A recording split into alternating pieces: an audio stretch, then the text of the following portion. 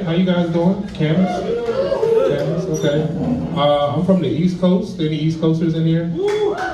Where you from in the back, man? South Carolina. South Carolina. I got family out there in Florence. My grandmother's from Chirac, South Carolina. Beaufort. Beaufort? Yep. Okay. Anybody else from the East Coast in here? All right, that's cool, that's fair. That's fair, no, I mean, that's like a whole, 5-hour flight away from here. That's fair, I can understand that. I moved here from Prince George's County, Maryland.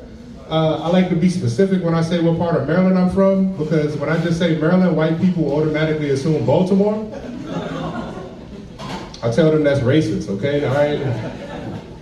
Listen, white people, if a black person tells you what state he's from, and you automatically assume he's from the worst city in that state, you're probably the problem in this country, okay? I'm gonna just say that, right? It's probably your fault that guy won again, all right? Let's just throw that out there. Prince George's County is right outside of Washington, D.C. So I grew up in the D.C. Metro map, the D.C., Maryland, and Northern Virginia Metro map. We called it a DMV. In the 90s, the DMV was called Chocolate City. I moved to Portland, and I wouldn't call it much of a chocolate city at all, okay? If I had to compare Portland to my hometown, I would say it was more like a vanilla villa and not a chocolate city. It's okay. It's okay. I like Portland. I like the Pacific Northwest. I really do. I like Portland because I feel like I can be as black as I want out there, and the police don't really bother me at all. Like sometimes I feel like the police got other stuff to do besides harass black men in Portland, you know?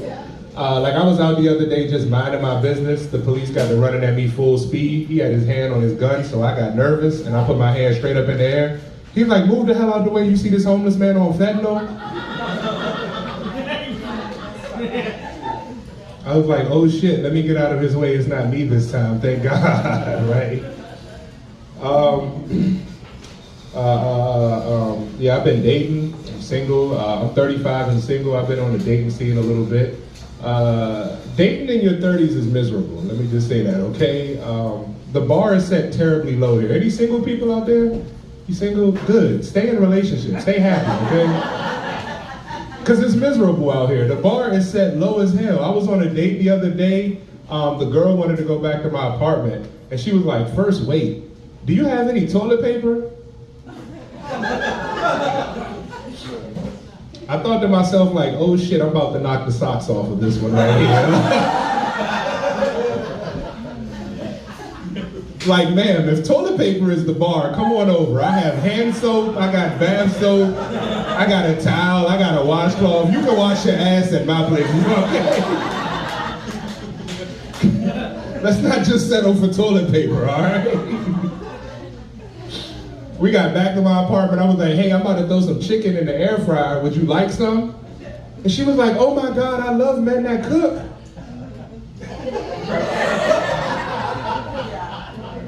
I was like, girl, these are some Tyson's chicken nuggets. They only take 8 minutes in the air fryer. Do you want some or not, okay? Oh man, getting old, like I said, I'm in my 30s. I'm into fitness, I work out every day. I'm into fitness, I like to play basketball for cardio. But basketball makes me feel old. That's the part of my workout journey that makes me feel old, because I play ball with guys that's a lot younger than me. It's not a lot of guys in their mid-30s hooping anymore, okay? It's these guys that's in their early 20s and everything, and they make me feel old. Like I was hooping the other day, I hit the first 2 shots of the game, felt super confident of myself, went to get back on defense. I heard somebody say, yo, somebody guard the OG, he could shoot. I was like, how the fuck do you compliment me and insult me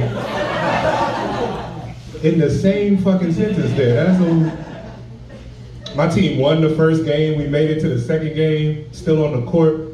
Now they're calling me Bron. And that was cool, because you know, depending on what generation you grew up in, LeBron is probably arguably the best player that touched a rock that you've ever seen play ball, right? That's fine, right? It was on the way home that I remembered, LeBron is the oldest player in the league right now. And he plays on a team with his son. Like I said, I'm 35, I'm single, I don't have any kids, so at this point in time, I'm convinced I'm either ugly or I'm shooting blanks. I don't know what's going on here. I don't think I'm ugly, I think I'm like medium ugly for real. Like I'm right in the middle somewhere with the ugliness. Like, when I say I'm medium ugly, people always ask me what the hell medium ugly means. Here's my definition of medium ugly. If looks was a credit score, I would be somewhere around a 600, okay? Like,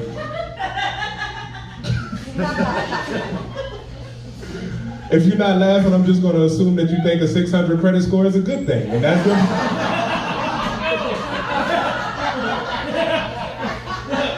And that's your problem. That's your fault. That is your fault. That's why you can't get that Nissan Sentra right now.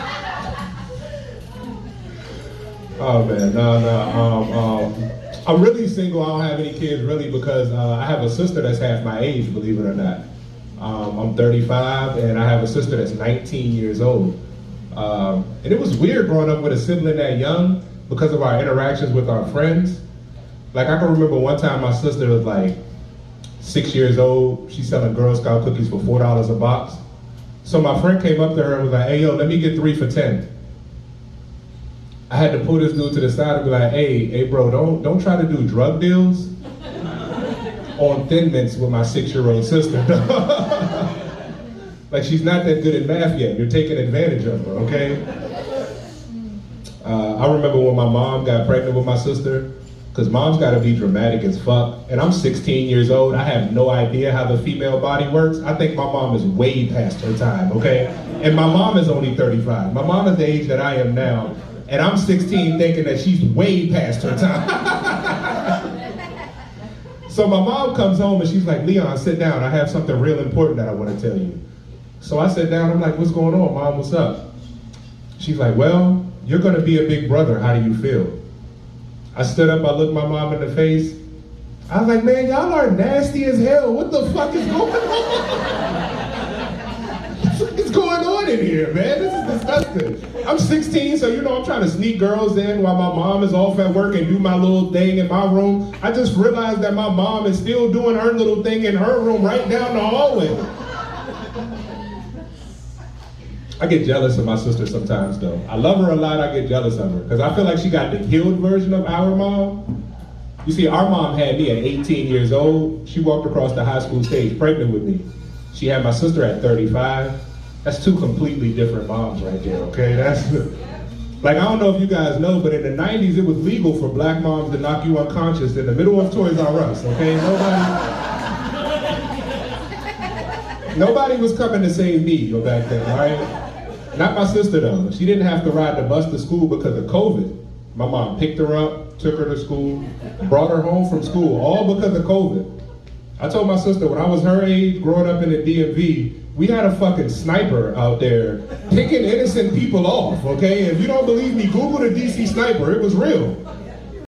And mommy told me that I had to walk to the bus stop in zigzags. That was my option. And that's all my time. Y'all give it up for your host.